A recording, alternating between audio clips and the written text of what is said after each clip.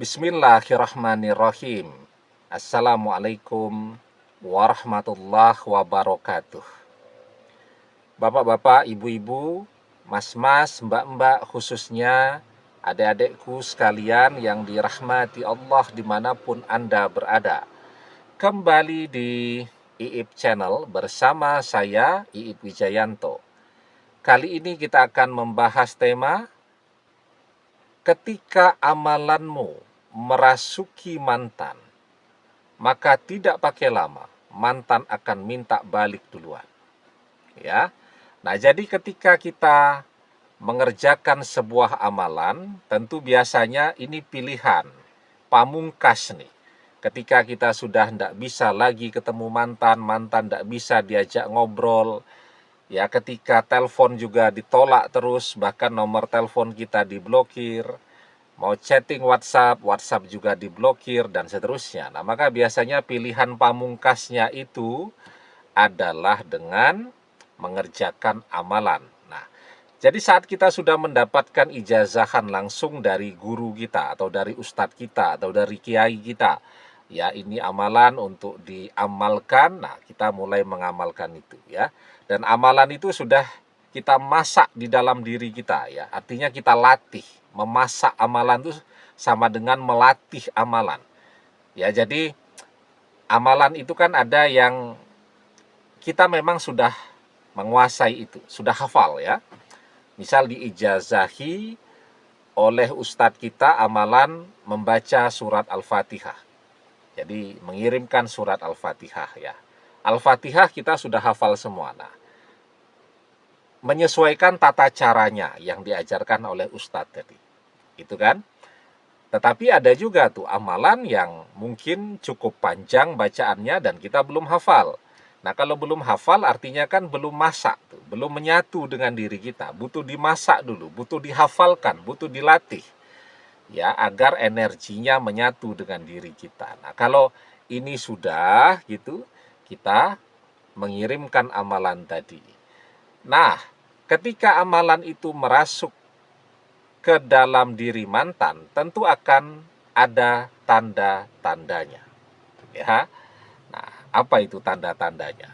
Sebelum kita bahas tanda-tanda ketika amalan itu merasuki mantan, jangan lupa yang belum subscribe untuk memencet tombol subscribe dan menyalakan lonceng notifikasi agar Anda selalu mendapatkan pemberitahuan video-video terbaru dari channel kesayangan kita ini.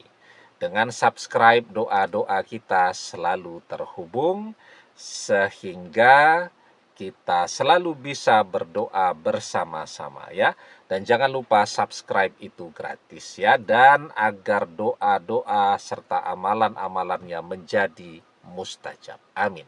Nah, jadi yang pertama ya, amalan itu merasuki tentu berbeda dengan kalau yang merasuki itu makhluk gaib misal. Ya, kerasukan jin. Nah, itu orangnya bisa meronta-ronta, bisa teriak-teriak, bisa histeris dan seterusnya. Bisa tuh terjadi. Ya, jin itu bisa. Ya, menempel, masuk ya ketika orang menguap ya, mulutnya tidak ditutup. Nah, itu jin dan setan sedang mencari jalan untuk masuk ke dalam diri manusia. Ya, kalau yang masuk 3-4 biji mungkin belum ada pengaruhnya. Tapi kalau yang masuk sampai ribuan, ratusan ribu, ya tentu akan terlihat perubahan pada diri manusia tadi. Nah, tetapi energi amalan itu bukan seperti kerasukan yang seperti itu. Ya, energi amalan itu merasuki diri seseorang ya pada hati, pikiran. Ya, kemudian dia mengubah. Kalau pada pikiran dia akan mengubah pola pikir, kalau pada hati dia akan mengubah rasa dan kehendak. Nah, sehingga ketika energi amalan itu merasuki mantan, akan terjadi perubahan pola pikir mantan, akan terjadi perubahan kehendak mantan, dan rasa.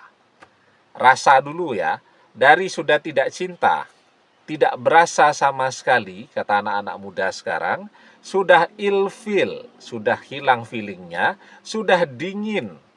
Kan ada tuh suami istri, satu rumah, tapi sudah masing-masing ilfil. Tidak pernah saling menyentuh, ngobrol juga sudah jarang. Ya, sikap satu dan lainnya itu dingin banget. Ya, seperti orang yang ngontrak di apartemen ya. Kalau papasan itu pura-pura saling tidak melihat lah ya. Walaupun yang akrab mungkin ada, tapi kan secara umum kalau di apartemen itu kan orang tidak saling mengenal dengan tetangga dan seterusnya. Ya. Jadi sudah ilfil tuh, dingin tuh sikapnya satu dan lainnya. Sekarang berubah menjadi hangat kembali. Jadi so akrab. Kenapa? Karena rasanya berubah. Dari sudah hilang feelingnya, cinta itu muncul kembali. Ya, kemarin apa cinta itu hilang? Enggak. Cinta itu energi. Dia tidak akan hilang, cuman ketutup saja. Ketutup dengan perasaan suka kepada orang ketiga, tertutup dengan syahwat, rasa syahwat ya kepada orang ketiga. Ya. Kemudian tertutup oleh perasaan benci, jengkel, merasa terganggu dan seterusnya dan seterusnya. Nah, ya sekarang selubungnya itu terbuka semua. Sehingga perasaan cintanya itu muncul lagi. Nah, itu artinya bahwa mantan akan mengalami perubahan rasa. Ketika terjadi perubahan rasa, maka akan terjadi perubahan kehendak. Jadi cinta itu kan rasa. Kangen itu juga rasa. Cinta dan kangen, maka kehendaknya akan jadi berubah. Nah, jadi dari mantan misal yang pertama kan, ilfil otomatis memblokir media sosial kita, telepon kita, dan seterusnya. Nah, ketika terjadi perubahan rasa dan kehendak, blokir-blokir tadi sangat mungkin dia buka semua. Atau paling tidak kalau dia masih gengsi, dia akan buka tutup blokir nomor telepon kita. Ya, blokir media sosial kita. Jadi dari diblokir terus, sekarang jadi mulai buka tutup blokir media sosial kita. Itu perubahan ya yang terjadi ketika amalan itu energinya sudah merasuki diri mantan. Itu yang pertama, yang bisa dilihat.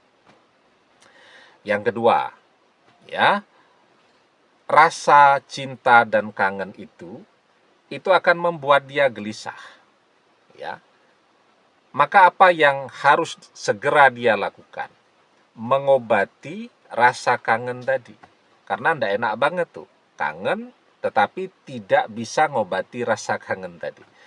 Ya. Banyak yang mantan lakukan.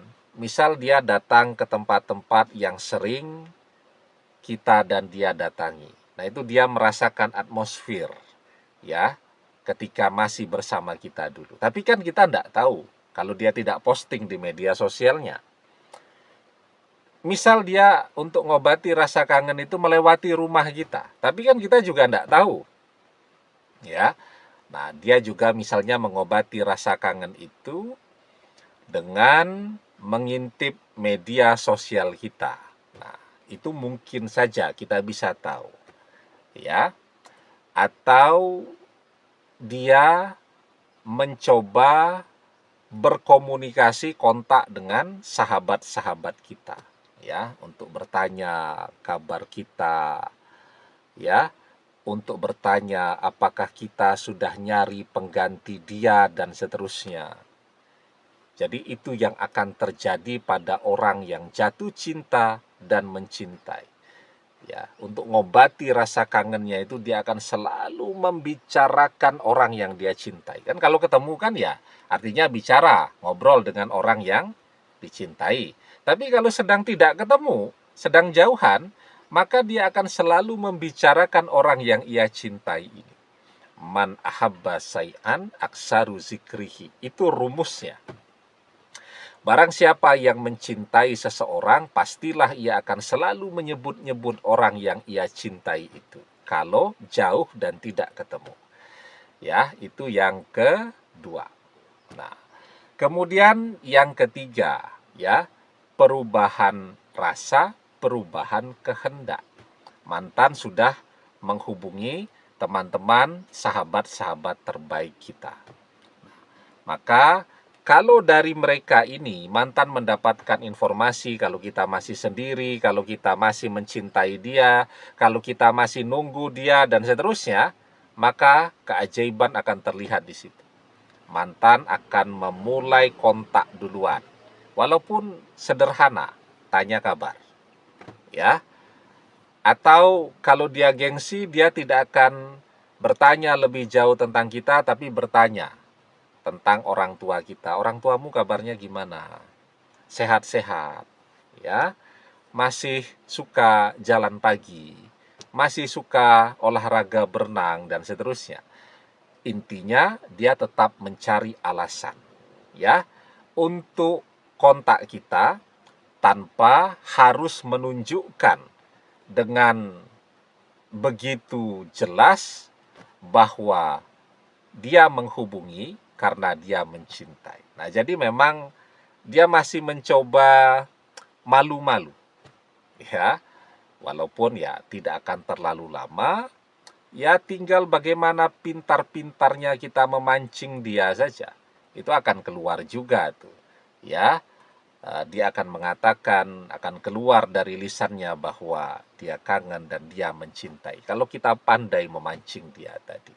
Nah, ketika orang saling mencintai, ya, perpisahan, apakah itu tanda bahwa mereka betul-betul akan berpisah selamanya? Enggak.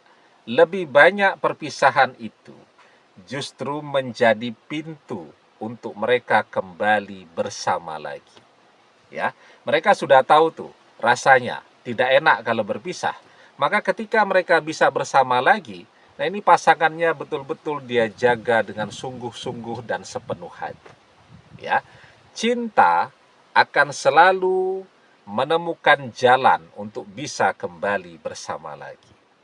Ya, almar'u ma'aman ahabba wa anta ma'aman ahbabta.